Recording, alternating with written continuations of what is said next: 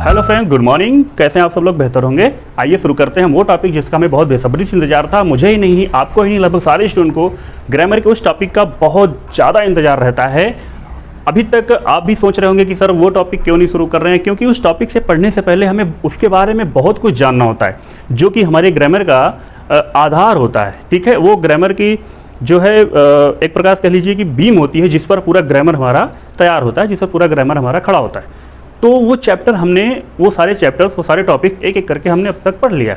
अब हम main chapter पे आ रहे हैं, जिसका उपयोग, मतलब जिसके अंतर्गत हमें ये पता चलेगा कि हमने जिन टॉपिक्स को पढ़ा है उसका उपयोग हम कहाँ करेंगे, उसकी वैल्यू क्या है, वो सारी चीज़ें हमें इस टॉपिक पर पता चलेगी। और दोस्तों, होता क्या है कि लोग ज़्यादातर जब क्लासेस शुरू करते हैं तो सबसे पहले यही टॉपिक शुरू कर देते हैं जो हमें पढ़ना है आज। लेकिन सही बताया जाए तो किसी टॉपिक को शुरू करने से पहले उसके अंतर्गत क्या क्या चीज़ें आने वाली हैं, उस टॉपिक वो है क्या, और फिर उस टॉपिक को शुरू करने से पर जो है कोई किसी प्रकार की दिक्कत ना हो, इसलिए हमें उसके बारे में बहुत अच्छे से जानना होता है।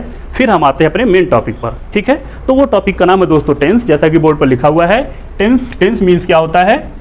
समय या काल।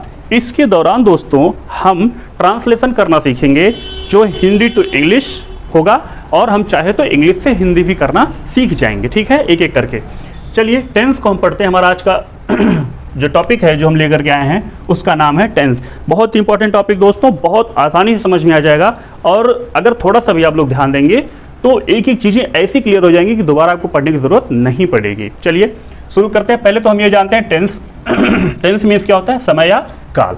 अब ये समय या काल क्यों कहा गया दोस्तों? तो चलिए, जो हमारा समय है, जिसको हम टेंस कहते हैं, ये अब तक विद्वानों के द्वारा मात्र 3 भागों में बांटा गया है। और ये समय जो है 3 भागों में हो ही सकता है, उसके अलावा चौथा हमारे पास कोई पार्ट नहीं है। कौन कौन से हैं? पहला है हमारा जो अभी चल रहा है, एक समय जो हमारा चल रहा है। दूसरा क्या होता है? जो समय हमारा पीछे गुजर चुका है। ठीक है ना, जो समय हमारा पीछे गुजर चुका है। तीसरा हमारा समय है जो आने वाला है। क्लियर हुआ? पहला वो समय जो हमारा चल रहा है, दूसरा वो समय जो हमारा पीछे गुजर चुका है, तीसरा वो समय जो कि आने वाला है, चौथा इसके अलावा कोई है ही नहीं। इसी पर जो है पूरा हम टेंस पढ़ेंगे। तो चलिए देखते हैं टेंस के जो पार्ट हैं वो कितने भागों में डिवाइड है दोस्तों। तो पहला हमारा है जो हमने बोला कि जो चल रहा है। पहला हमारा क्या है? जो हमारा चल रहा है उसको बोलते हैं प्रेजेंट बोलते हैं। क्या बोलते हैं? प्रेजेंट बोलते हैं, यानी कि इसको कह सकते हैं प्रेजेंट टेंस कह सकते हैं। ठीक है। दूसरा जो है, जो कि हमारा गुजर चुका है, इसके पहले, यानी कल, बीता हुआ कल। ठीक है, अब वो 2 दिन पहले बीता, मतलब 2 दिन पहले की बात हो सकती है, 10 दिन पहले की बात हो सकती है, 2 महीने पहले की बात हो सकती है, तो वो सब सारे के सारे पास्ट में आ जाएंगे। तो दूसरा हमारा क्या है? पास्ट। पास्ट मतलब होता है, क्या होता है बताइए? पास्ट मतलब होता है बीता हुआ समय। ठीक है। अगला हमारा क्या है? नेक्स्ट। तीसरा जो हमारा आने वाला समय है। तीसरा हमारा क्या समय है? तीसरा किस भाग, मतलब तीसरा पार्ट कौन सा टाइम का? जो हमारा समय आने वाला है, तो उसको हम क्या बोलते हैं?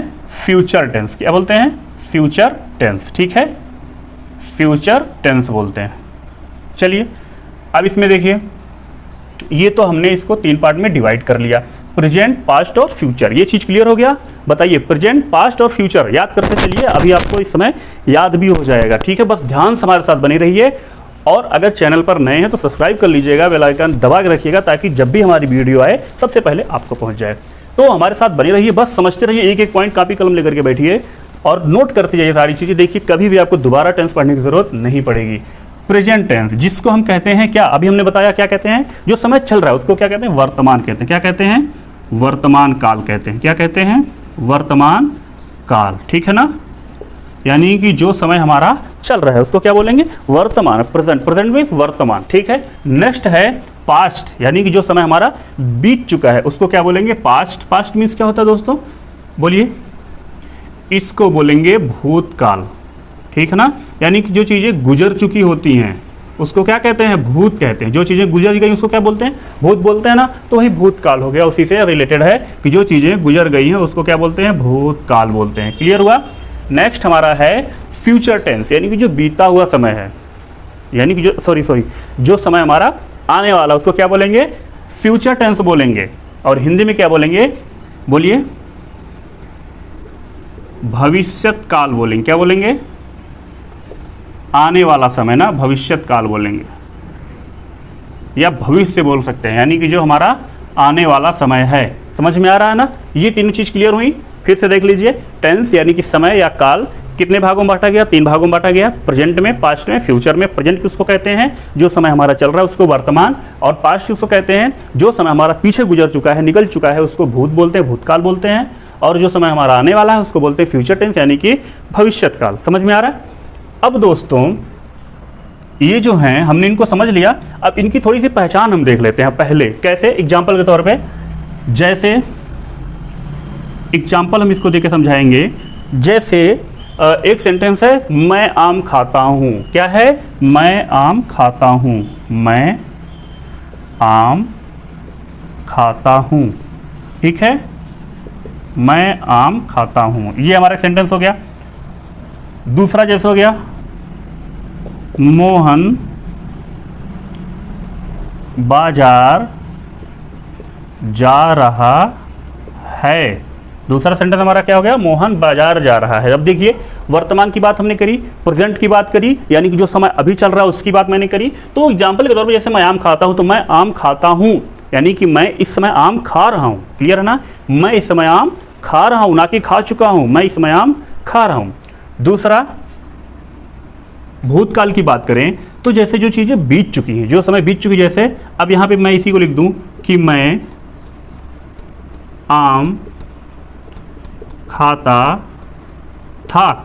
देखिए सिंपल सेंटेंस को दोस्तों, मैं आम खाता था, ये बीती हुई बात है, यानी कि मैं आम खा चुका हूँ। मैं आम खाता था, ये बीती हुई बात हो गई, यानी कि मैं आम अब नहीं खा रहा हूँ, बल्कि इसके पहले मैं आम खा चुका हूँ। यानी कि मैं आम खाता था, अब मैं आम नहीं खाता हूँ, पहले मैं आम खाता था। इसी तरीके से देख लीजिए दूसरा एग्जाम्पल, जैसे मोहन बाजार जा रहा है ना, तो यहाँ पे क्या हो जाएगा? सेम मिलता जुलता देखिए ताकि आपको ज़्यादा दिक्कत ना हो। मोहन बाजार क्या हो जाएगा? जाता था या जा रहा था। मोहन बाजार जा रहा था। समझ में आ रहा है? अब ये मोहन आज नहीं बाजार जा रहा है, मोहन बाजार जा रहा था। कब जा रहा था? हो सकता है अभी 1-2 घंटे पहले जा रहा था, हो सकता है 1 दिन पहले जा रहा था, हो सकता है 1 महीने पहले जा रहा था। तो ये क्या हो गया? मोहन बाजार जा रहा था, ये बीते हुए समय की बात हो गई, तो हो गया हमारा पास्ट। नेक्स्ट हम देखेंगे फ्यूचर। फ्यूचर में क्या है कि जैसे इसका एग्जांपल हो जाएगा, जो आने वाला समय होगा तो काम भी आने वाला ही होगा, यानी हुआ नहीं है, ना कि हो रहा है, बल्कि होगा। तो गया समझ में आ रहा है? क्या हो जाएगा? मैं आम खाऊंगा, मैं आम खाऊंगा। ठीक है। दूसरा क्या हो जाएगा? मोहन बाजार जाएगा।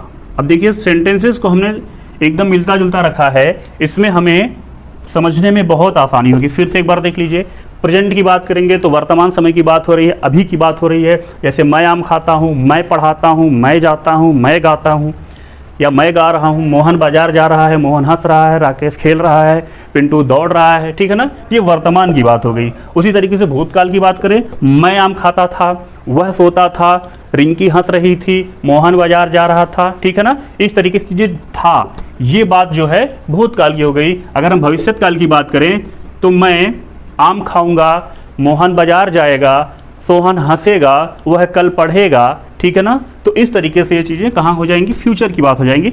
अब यहाँ पे एक समझने के लिए एक ट्रिक मैं बता रहा हूँ आपको, वो चीज़ आप लोग नोट डाउन कर लीजिएगा। ट्रिक क्या है कि वर्तमान आप यहाँ से पहचान सकते हैं, ठीक है से। इसमें आपको मिलेगा क्या? है, हूँ। ठीक है ना? इस तरीके से वर्ड इसमें लेटर मिलेंगे। भूतकाल में आपको क्या मिलेगा? था मिलेगा। क्या मिलेगा? था। तो यहाँ पे आपको था, थी, थे देखने को मिलेंगे। ठीक है? क्या मिलेगा? था, थी, थे। और अगर हम यहाँ की बात करें, फ्यूचर की बात करें, तो यहाँ पे गा देखने को मिलेगा। क्या मिलेगा? गा। जैसे हो गया गा, गी, गे।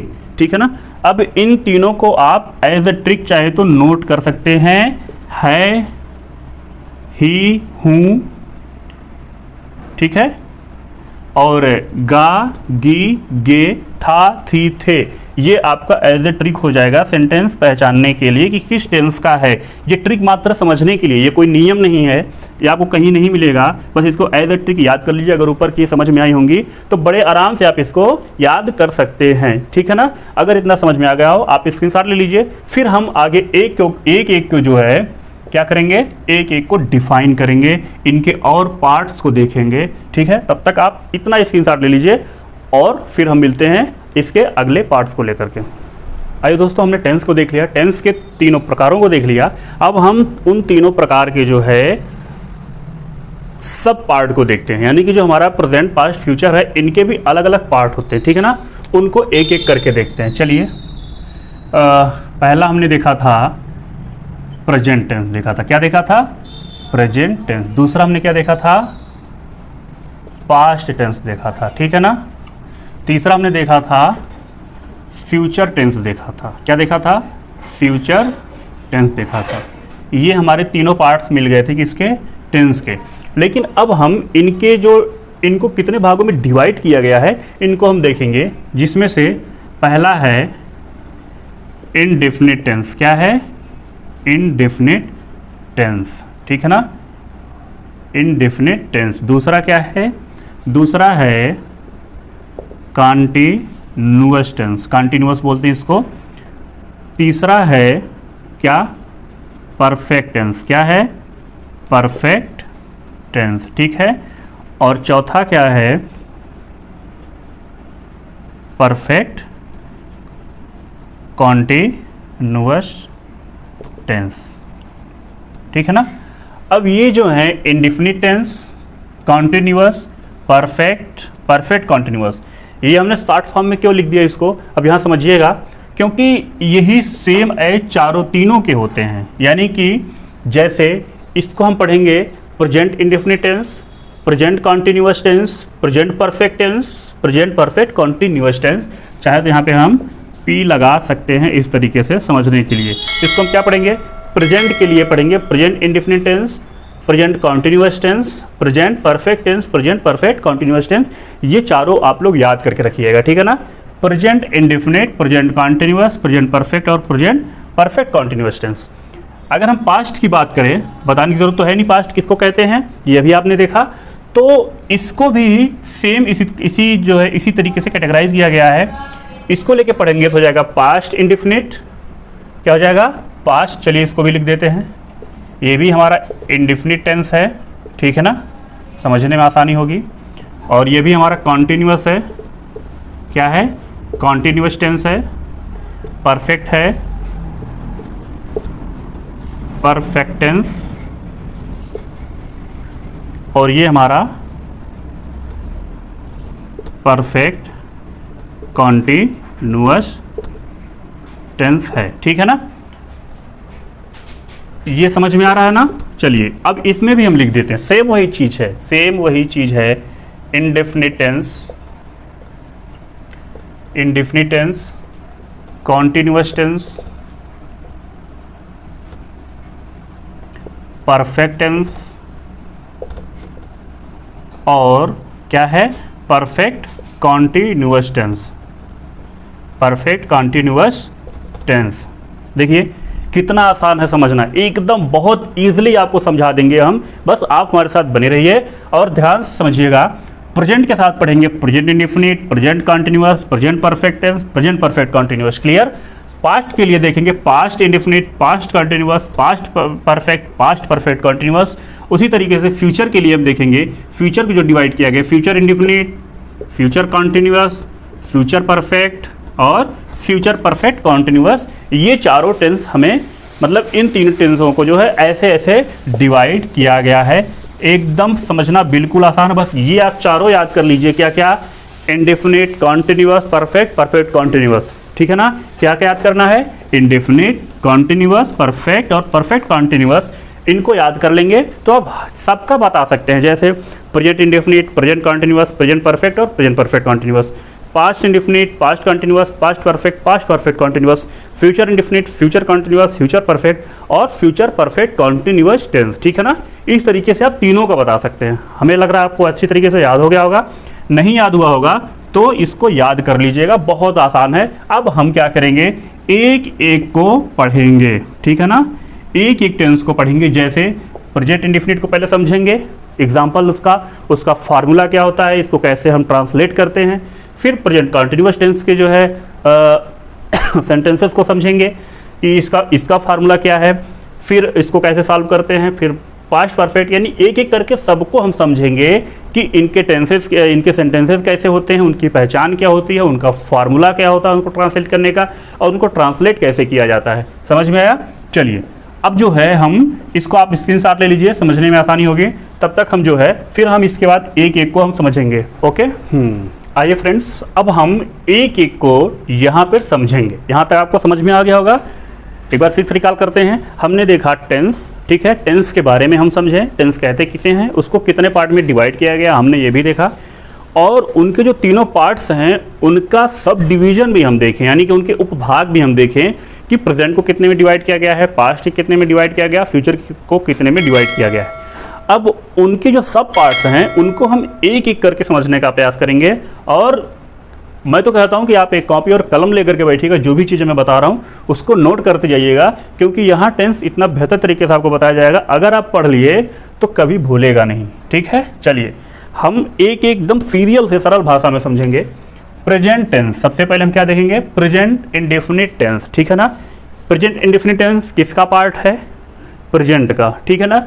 प्रेजेंट किसका पार्ट है, टेंस का। क्लियर है? चलिए तो सबसे पहले हम देखेंगे इसकी पहचान। क्या देखेंगे, इसकी पहचान देखेंगे, यानी कि कैसे आप पहचानेंगे कि कौन सा टेंस हमारा प्रेजेंट इंडेफिनिट का है। ठीक है, समझ में आ रहा है? चलिए इसकी पहचान जो कि एकदम सिंपल सी है, हम देखेंगे ता है,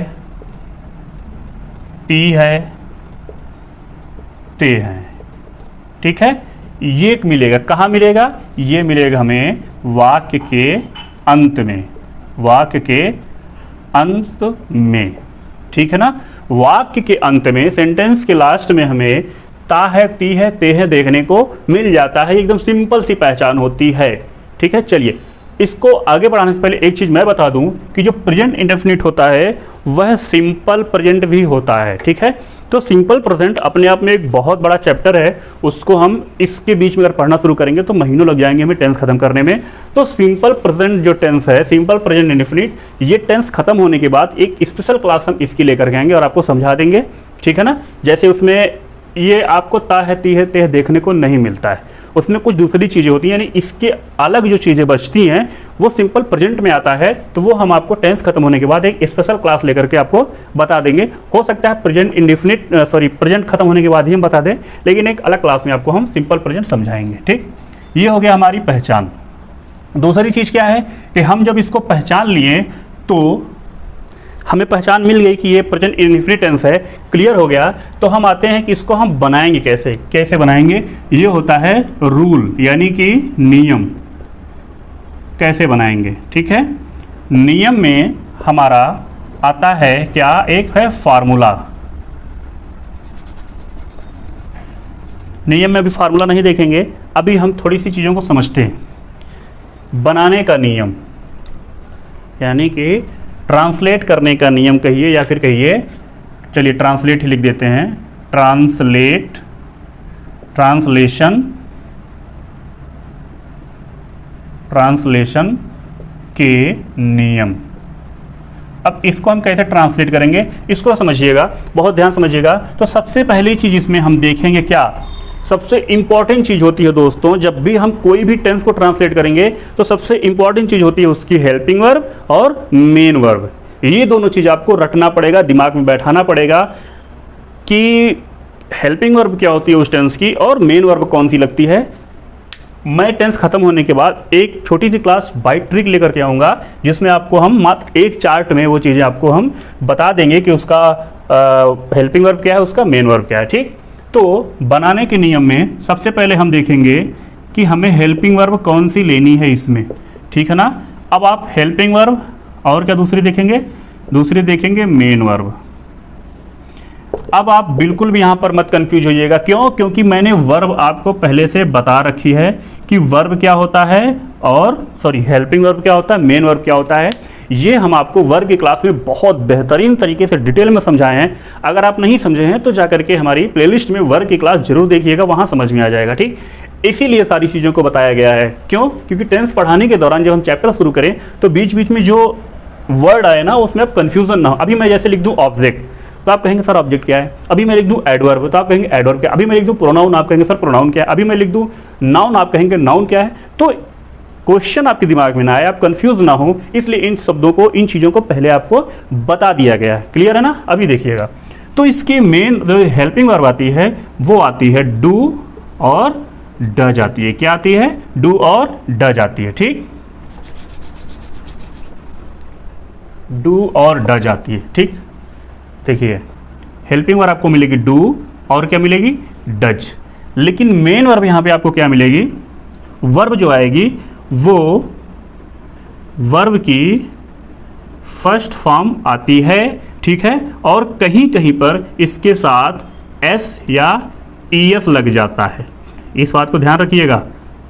यानी कि जो है वर्ब हमारी फर्स्ट फॉर्म आती है, वर्ब की फर्स्ट फॉर्म कह लेंगे या फिर कह लेंगे मेन फॉर्म, जो मेन वर्ब है एज इट इज इसमें देखने को मिलती है, और इसमें कहीं कहीं पर यस या ईएस भी लग जाता है।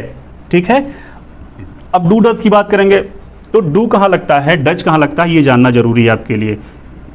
ठीक है, आप कहेंगे सर डू कहाँ लगता है और डज कहाँ लगता है, तो हम बात करेंगे डू की। तो डू कहाँ लगता है बताइए फटाफट, अगर आपको आ रहा हो तो, और डज कहाँ लगता है ये बताइए। चलिए, डू कहाँ लगता है हम बता देते हैं, ये लगेगा आई वी यू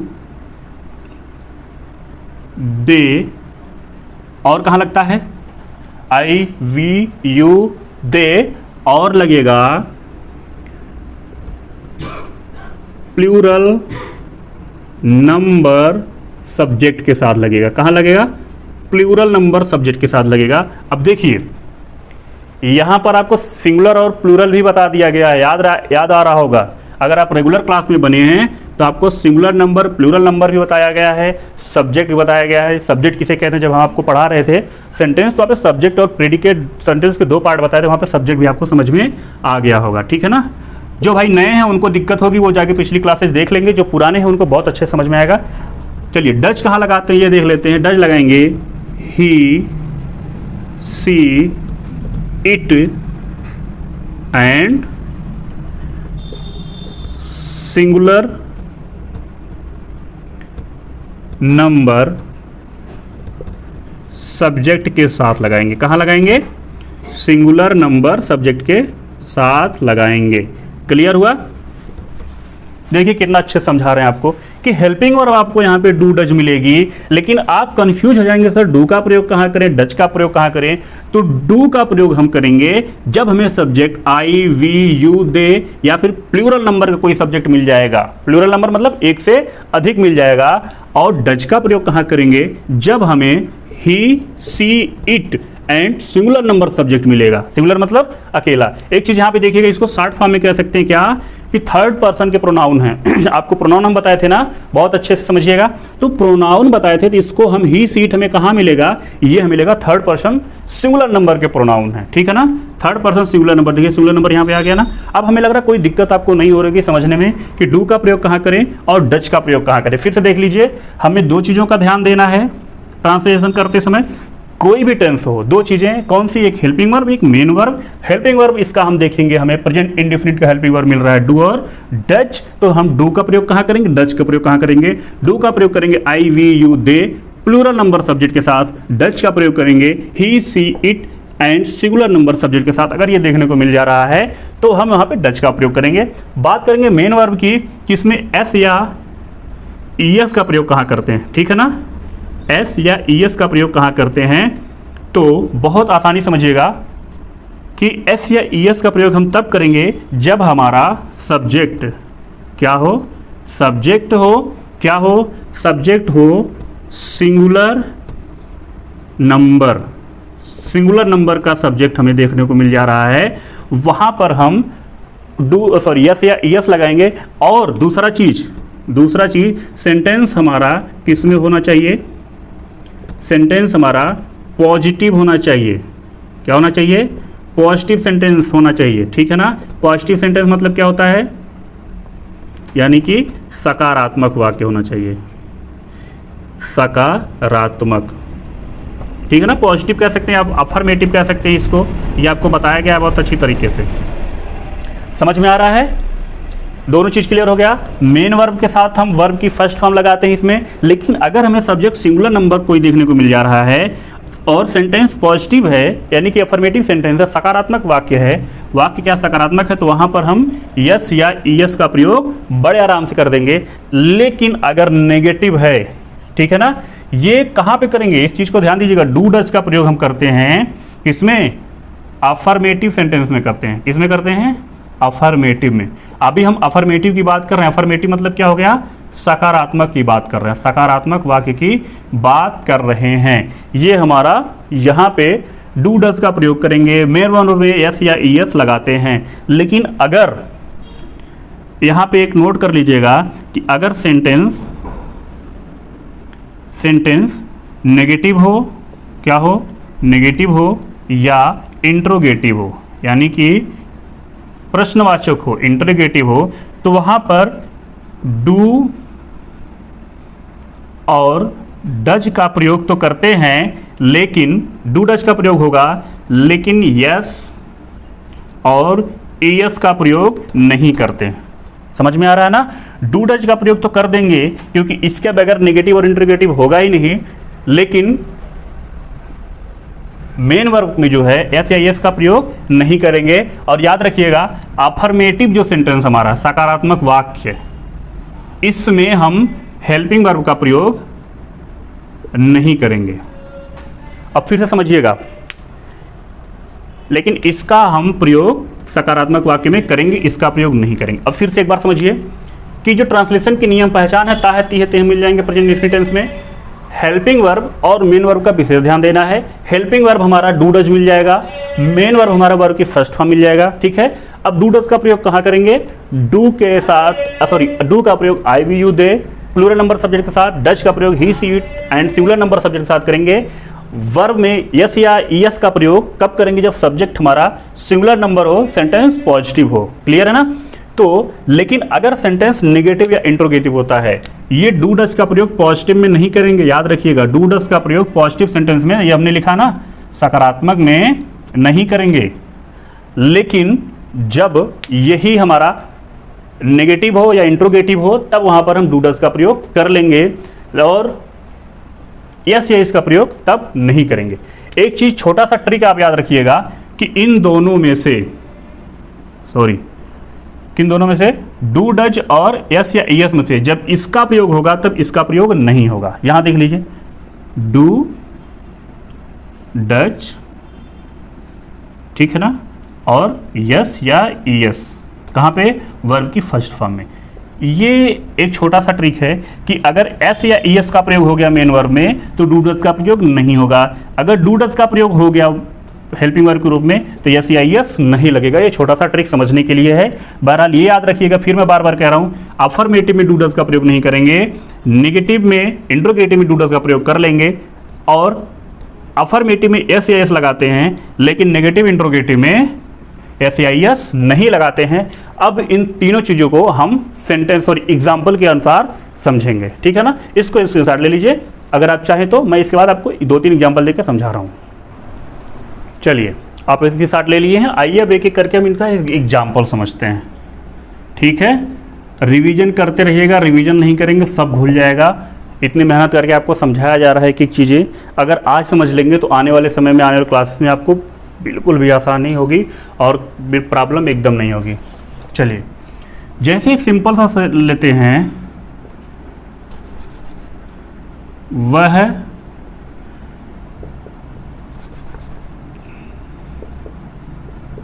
बाजार जाता है, ठीक है। दूसरा हमने ले लिया, दूसरा सेंटेंस हम लेते हैं, सोहन दौड़ता है।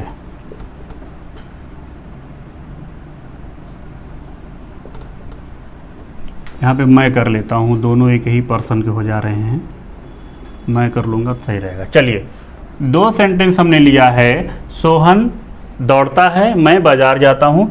तो पहले हम अफर्मेटिव देखेंगे, क्या देखेंगे? अफर्मेटिव देखेंगे, फिर इसका नेगेटिव देखेंगे, फिर इसका इंट्रोगेटिव देखेंगे, ठीक है ना? ये ध्यान दीजिएगा। चलिए, मैं बाजार जाता हूँ, ठीक है। अब यहाँ पे इसके पहले एक चीज़ नोट कर लीजिए कि एक फार्मूला होता है इसका, जो हमारा फार्मूला बन के तैयार हुआ, उसमें हम सबसे पहले यहाँ पे लिख देते हैं और आप इसको नोट कर लीजिएगा। फार्मूला बहुत ज़रूरी है। फार्मूला क्या है कि सबसे पहले सब्जेक्ट आता है, उसके बाद हेल्पिंग वर्ब आती है, उसके बाद मेन वर्ब आता है। हम डायरेक्ट वर्ब ही लिखें। वर्ब की फर्स्ट फॉर्म आती है, उसके बाद इसमें यस या ईएस लगता है, फिर आता है हमारा ऑब्जेक्ट आता है। ये हमारा फार्मूला है, ठीक है ना। इसी फार्मूले पर हम आसानी से रख देंगे, एक एक चीज़ हमारा आता चला जाएगा। सब्जेक्ट सबसे पहले, हेल्पिंग वर्ब, वर्ब की फर्स्ट फॉर्म यानी कि मेन वर्ब, और एस या एस और ऑब्जेक्ट। चलिए, अगर ऑब्जेक्ट है तो इसमें से सबका रखना जरूरी नहीं है, जो वहाँ पे लगेगा उसी को रखेंगे, ठीक है ना।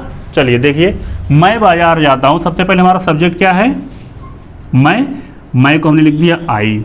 अब हेल्पिंग वर्ब है, तो हेल्पिंग वर्ब आपको बताया गया है, अभी इसके पहले बताया हूँ कि अफर्मेटिव में हेल्पिंग वर्ब नहीं लगता है। क्या हुआ? अफर्मेटिव में हेल्पिंग वर्ब नहीं लगता है, तो इसको हम छोड़ देंगे।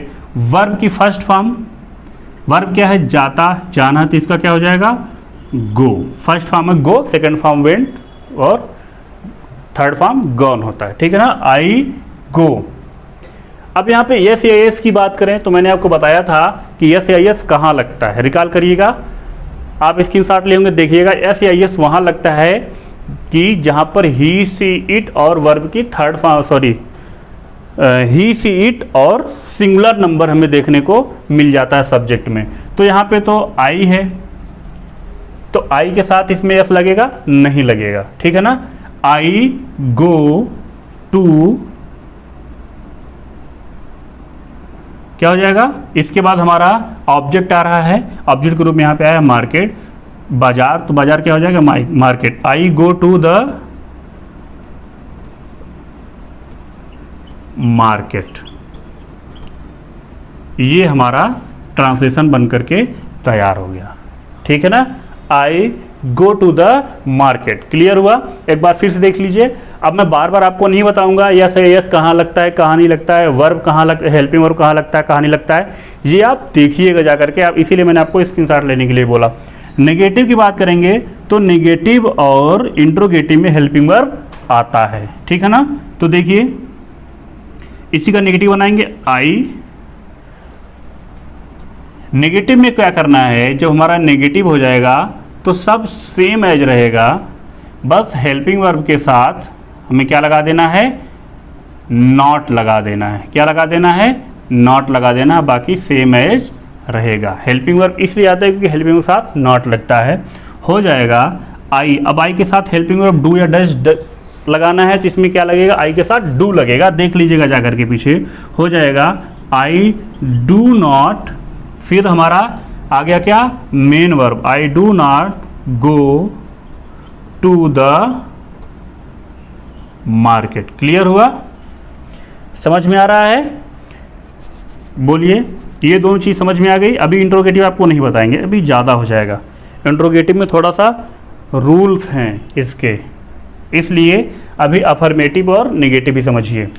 आई do not go to the market. अब देखिए, जो मैं आपको बताया था कि हेल्पिंग वर्ब अफर्मेटिव में नहीं आता है, चाहे तो यहाँ लिख सकते हैं subject plus helping verb, not plus verb की फर्स्ट फॉर्म, इसमें ऐसे या नहीं लगेगा, हो जाएगा ऑब्जेक्ट। ये हमारा नेगेटिव का फार्मूला हो गया। तो अफर्मेटिव में आई गो टू द मार्केट, यहाँ पे हमें हेल्पिंग वर्ब देखने को नहीं मिला, यस यस भी नहीं लगेगा। दूसरा क्या है, नेगेटिव। नेगेटिव में इसमें हमें डू डज देखने को मिला है, क्यों? क्योंकि नेगेटिव है। और जब हमने बोला था ना, जब यस या यस लगेगा तो मेन वर्ब में, हेल्पिंग वर्ब में डू डज नहीं आएगा। तो यहाँ पे एस या यस लग गया, इसलिए यहाँ पे डू नहीं आया था। चलिए ये समझ में आ गया। एक बार फिर से देखिएगा, ये negative, I do not go to the market, यानी मैं बाजार नहीं जाता हूँ, मैं बाजार जाता हूँ, I go to the market. Sohan दौड़ता है, इसी तरीके से क्या हो जाएगा, इसका अफर्मेटिव हो जाएगा सोहन। बताइए, अब यहाँ पे सब्जेक्ट हमें मिल गया, हेल्पिंग वर्ब लगाना नहीं है क्योंकि अफर्मेटिव है। वर्ब क्या हो जाएगा हमारा, दौड़ना, दौड़ना होता है रन। चूंकि अफर्मेटिव है और ये सब्जेक्ट की जो है थर्ड पर्सन सब्जेक्ट है, सिंगुलर नंबर है, तो यहाँ पे हम लगा देंगे यस या यस लगा दें, हो जाएगा सोहन रन्स, यानी कि सोहन दौड़ता है। नेगेटिव इसका कैसे बनाएंगे, नेगेटिव हो जाएगा सोहन। अब यहाँ पे डू लगे या डज लगेगा, डज लगता है third person singular number subject के साथ, ठीक है ना। तो ये थर्ड पर्सन का है यहाँ पे। अब थर्ड पर्सन पर्सन भी आपको बताया गया है, फर्स्ट पर्सन के प्रोनाउन कौन से होते हैं, सेकंड पर्सन प्रोनाउन कौन से होते हैं, और थर्ड पर्सन प्रोनाउन कौन से होते हैं, नाम किस में आता है, तो ये थर्ड पर्सन है। तो थर्ड पर्सन के साथ डज का प्रयोग करते हैं। किसका प्रयोग करेंगे, डज का। सोहन डज हो गया, अब नॉट लगा देंगे, डज नॉट। अब यहाँ पे लिख देंगे रन, ठीक है ना। मैंने बोला था ना कि जब डज और डू लगेगा तो एस नहीं लगेगा, जब एस लगेगा तो डू या डज नहीं लगेगा। क्लियर हुआ, समझ में आया? चलिए इसको नोट कर लीजिए, और आज के लिए बस इतना ही रखते हैं। क्लास कैसी लगी आप लोग लाइक करिएगा, कमेंट करके ज़रूर बताइएगा, नए हैं तो सब्सक्राइब करिएगा और बेल आइकन दबा के रखिएगा। मिलते हैं आपको यहीं से आगे लेकर के, ठीक है। तब तक के लिए thanks for watching this video.